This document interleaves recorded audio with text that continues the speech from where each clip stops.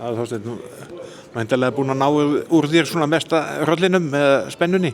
Já, það má segja það. Að hrollurinn sé komin út og maður er búinn að fá að spila og það er búið að ganga ágætlega. Já, þetta ekki bara ánægður með framistöðun til þess að þú fyrst nú hálfleik í gær alveg heilan á móti Kúbu.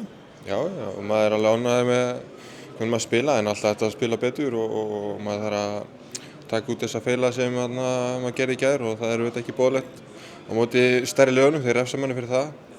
En jú, ég er bara mjög stoltur yfir það. Og svona líka að svona kynnast nýjum samherjum.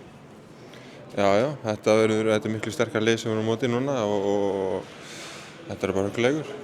Já, ég meina og líka samherjunum í íslenska liðinu sem þú ert að spila með, þú ert nú ekki vanur að spila með þeim dagstælega? Nei, en við erum bara búin að spila vel og æfa vel og þeir eru auðvitað mjög góður í sínu fæi að vinna menn og losa hann þannig það er bara búið að ganga mjög vel. Er eitthvað sem hefur komið þér á óvart? Nei, í sjálfu sér ekki. Þetta er auðvitað bara mjög svipað.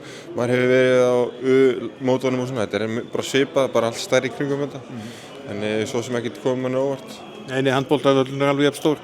Já, hann er alveg jafn stór og bara stúkan aðeins stærri. Það er eina sem breytist þarna. En það er náttúrulega þessi stórleikur á morgun sem þeir eru að fara svona vind ykkur í að búa ykkur krafti undir og kannski þegar byrjaðir. Já, klálega. Undirbúningurinn byrjaður og þeir eru bara segir í sínu. Við þurfum að koma mjög stendur í hann leik og spila góða vörn og þar leiðandi að spila góðan sóknarleik og þá ætti þetta ekki að vera vandamál. Það verður mikill hraði í þessum leik. Já, Ef að marka má leik svona Slóvenina hingað til?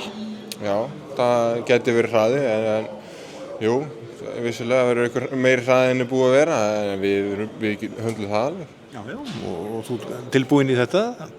Berjast aðeins stærri kalla?